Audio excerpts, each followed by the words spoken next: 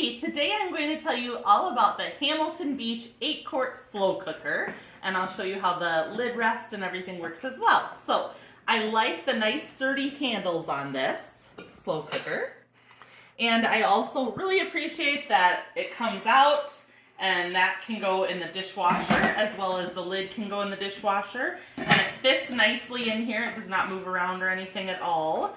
On the back, there's good instructions for the lid rest, which just goes on like that, so that it won't drip all over your counter and everything.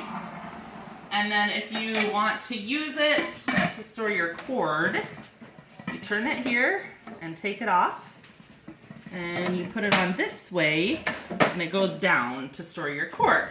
So I also appreciate that it is in a nice flat color, which I think will kind of hide smudge as well and everything too. So thanks for watching.